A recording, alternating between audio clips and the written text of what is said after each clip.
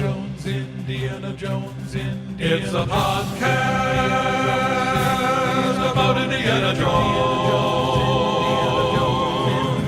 Every movie, 1 minute at a time. Indiana Jones Minute. Welcome back to the Indiana Jones Minute, the podcast in which we celebrate and discuss the film Raiders of the Lost Ark 1 minute at a time. I'm Tom Taylor. I'm Pete Mummert. I'm Jerry Porter. And we are honored to be joined this week by John and Mitch from the Alien Minute podcast. Welcome, guys. Thanks for having us. Great to be here. It is our pleasure. We can talk about your show a little later on because it's awesome. I've heard some of it so far, and you guys are doing a great job. And why you would want to watch a movie 1 minute at a time is beyond me, but okay. Whatever floats your boat. Today, speaking of minutes, we're talking about minute 56 of Raiders. And minute 56 begins with Sala promising water to some Nazis. And it ends with Indy gagging Marion Ravenwood, who I guess isn't dead. Good for her. Well, I see why Sala is so pissed off at the Nazis, and he's totally, Team Indy. Because here's a guy who's known as, quote, the best digger in Cairo. And the Nazis pull in, and they're treating him like the worst busboy in Cairo. He's like, I'll get you water, I'll get you water, I'll get you. And you're like, what the hell happened to this guy last week? Well, just because you're a good digger doesn't mean that you're a good busboy, to be fair to the Nazis. You must be fair to the Nazis. Well, But he's... go ahead. I was just going to say that this speaks to, I had a note about this too, that I think that I'm wondering if one of Sala's little ticks in his skill set is that he's just really good at blending in. He can in any minute, he's just such an affable guy that, he doesn't mind getting these guys some water. He can blend in. Nobody ever suspects that he's a double agent on the dig site here. And it's perfect for, creating a diversion for his friend to duck into its hint in this particular moment. So I just kind of think it might be part of why he's on Indy's team, is that's just another thing that he can do that makes it a little easier for this white Anglo guy to blend in the dig site here. Yeah, we've talked about that a little in the past, like when Sala gets caught outside the map room, and those Nazis are like, "Hey, get down here! What are you doing?" And he immediately rolls down the hill and acts like kind of a buffoon. And yeah, we were saying by doing that, he's kind of invisible to them as somebody to worry about or something. And so yeah, I think you're right. That's kind of like his superpower. They weren't just treating him as the worst busboy in Cairo. No, they were treating him there as the worst tow truck operator. I think that the Nazis were treating him that way, and I think his willingness to let them treat him that way is part of his skill set. He can put his pride away for the sake of the team, and just blend in. Yeah, like on a dime, he just dives right into that persona, which is it's impressive because that must suck for him on some level. Like, I could smash these guys with a shovel, but I have to get them water instead. Now I got to be a yoga instructor. Now I got as he walks through life. Well, so you mentioned the duck as Indy ducks into the tent, and I was like, that is the greatest duck from the vice principal move, that spin move I've ever seen. I mean, and I don't even think that was acting. Yeah. Like that made me think Indiana Jones was a hellion in high school or something. Yeah. Because that was such a move. It was beautiful. Like, oh my God, here he comes. Here comes the hall monitor. Totally. Yeah, I can picture River Phoenix making that exact move. If they were a little high school Indy, there's no doubt Indy was a bit of a troublemaker in school, I'm sure. The Boy Scout that he was yeah. so. That's right. These are crazy, lumpy, weird-looking tents. They are a little. It's not like one tidy stick in the middle. And they just seem to be held up when you look inside. They're just sort of random branches holding up different parts of the tent. They're possibly larger inside than outside. Like in Harry Potter. It's like the TARDIS. Yeah, these are, of tents. yeah, I was going to say that these are TARDIS tents. Definitely way bigger on the outside or inside than outside. Yeah. Speaking of that, actually, do we think that this, like filming of the interior of this tent, do we think that this tent is outside and they're filming inside this tent, or is this tent on a set and they're faking sunlight outside? I hadn't thought of that before. I feel like I've seen pictures of this from outside and they're in sand, so I think they are outside. Okay. I mean, it could be the set that Indy ducks into a second ago. I mean, But- I think I've seen pictures of like the cutaway part where the cameras are all, and it looks like Oh, you can see okay. sand inside and outside. I might be wrong, but I think Oh, interesting. they I- did film it outside. Not, I mean, not to argue, I feel I would throw my vote on it being on a soundstage, but just because it tends to be the case. Yeah. When you're scheduling a shoot, you're probably going to try not to deal with sand and wind as much as you possibly can. So I don't know. Just on that basis, I have nothing else behind that. Any evidence behind that other than that. It just seems like they usually would go to Pinewood, and shoot this on the soundstage instead of Yeah. in Tunisia. But I You hope never that is know. what they did because it looks awesome. It doesn't. I don't bring that up because I think it looks crummy or anything. There's nothing to suggest that they're not outside, and that isn't always done really well. And I think it's done really well here, assuming that that's what they're doing. I think I watched this minute and this never really dawned on me, but is this what happens? Indy's trying to be anonymous and he sees he's passing some Nazis and he's like, "Oh Jesus, I got to get out." And he just happens to duck into Marion's tent. Like it could have been like a Nazi cracking his knuckles. Or it could have been like, Right. Dietrich pulling his pants up. Like, what? Like, of all the tents. Yeah. All the tents on this expansive Of all the gin dig. joints. Exactly. Yeah. Exactly. Well, what's funny though? It could, obviously it seems like a stroke of luck and coincidence, but I guess in a way it would have been better had he not. Like, things would have played out a little differently. Well, they would have played out the same perhaps, but he at least wouldn't have known she was there and had to do what he's about to do. Yeah, but doesn't he? I can't help thinking we were so sad when we watched Marion die in a ball of flame, and he was so sad because he was never going to get to ditch her again. But now here he is, and she's alive, and he immediately gets to ditch her again. He's so excited. I feel almost glad for him. Well, you realize the character. Like, she's like, and then we'll get me out of here. And he's like, wait a minute, I'm here to get the Ark. And he Yeah. has that, that it's sort of like gold. It's like the Indiana Jones character takes of it. Gold.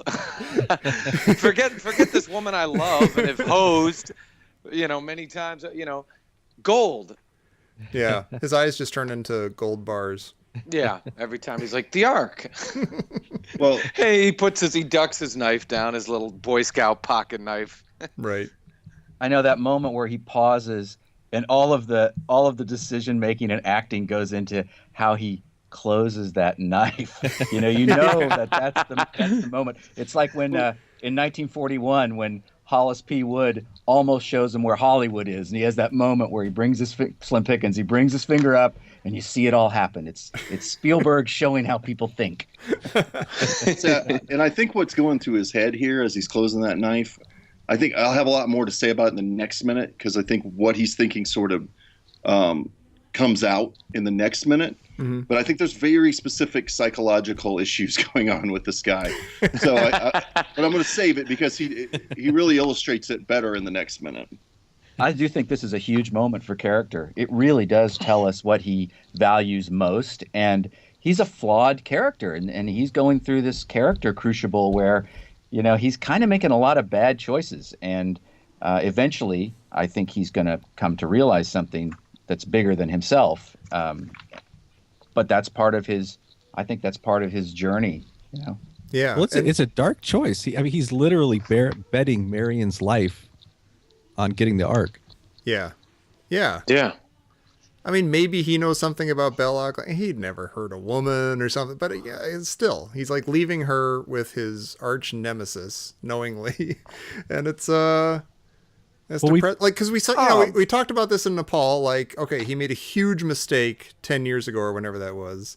And so we've been judging him a little bit on that, but like, well, he's back. He's bringing Marion along. Maybe things are different, but no, they're not different at all. The second he can, he's ditching her again. Oh, I feel a little sick to my stomach. Yeah, you should. That makes me a little sad. And you're like, he says he's making bad decisions, or he finds himself in this place again. I mean, yeah.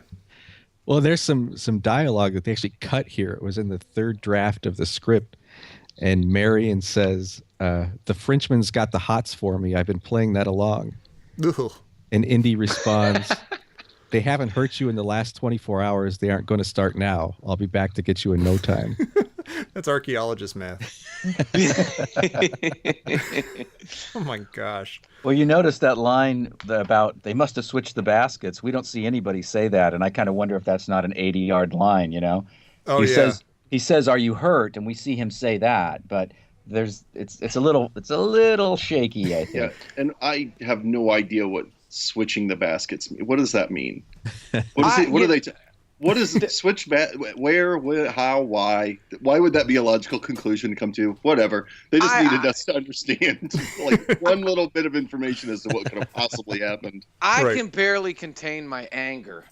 I mean, just listening to it's like I was watching the minute, and he says that they must have switched baskets, and I sat bolt upright watching this, and I was like, that is all we have for why Marion is not up in heaven playing a harp.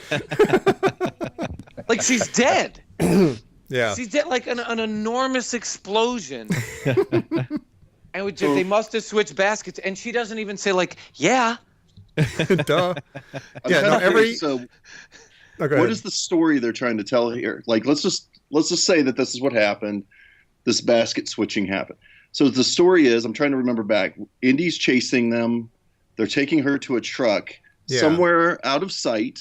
Apparently, around a corner, somebody came up and said, "Hey, put this basket in the truck instead."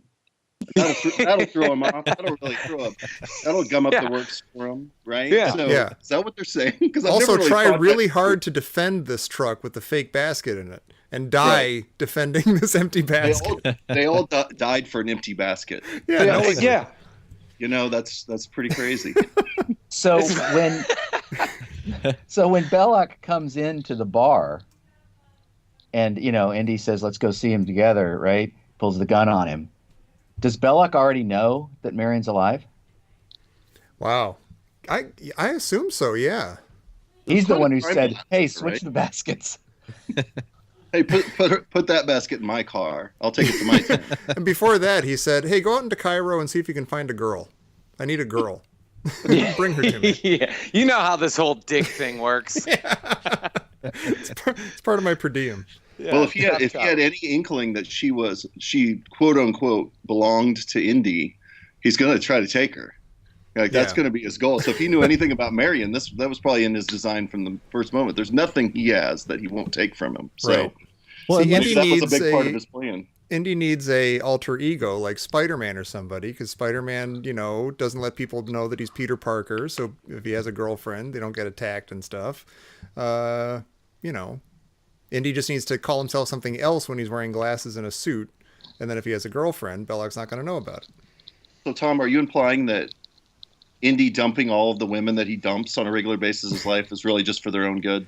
Oh, totally. Get him away from me. Them. I'm too dangerous. That's what he told Marion right now.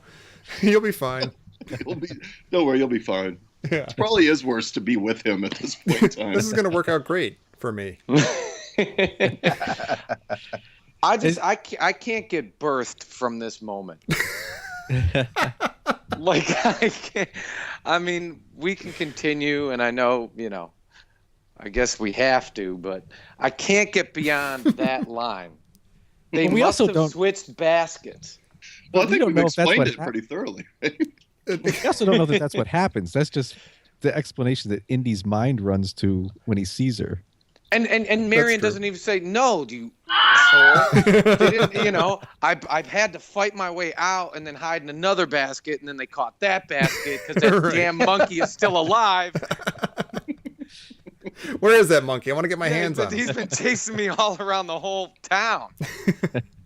Well, hopefully by the end of this movie, she'll have, dumped Indy. She'll be alive again. Right. Oh my God. Poor lady. Well, do you have anything else for this minute? I don't. We're right in the middle of a ditching. It's hard to fully discuss it without getting into the next minute. Well, John and Mitch, people should definitely seek out the Alien Minute. So where can they do that? Yeah, they can do that at alienminute.com, or you can visit us or subscribe to us on iTunes or the Stitcher app. Well, you can find us at those exact same places. And please, if you like our show and if you like Alien Minute, it helps us all if you leave us a review on iTunes. We'd appreciate it. Yeah, keep all these things going. But come back here and join us all again for minute 57. You'll be here, Jerry, won't you? No, you know what? I'm not getting beyond this. They must have switched the baskets. See, y'all, I'm not doing 57. Y'all can get my sister. Come on. How are we going to get her on the show? I'm All right. Put the stake in the ground. Wait, he's walking away. Oh, we'll never see him again. That's sad. We'll join whoever we find for minute 57 of Raiders of the Lost Ark here on the Indiana Jones Minute.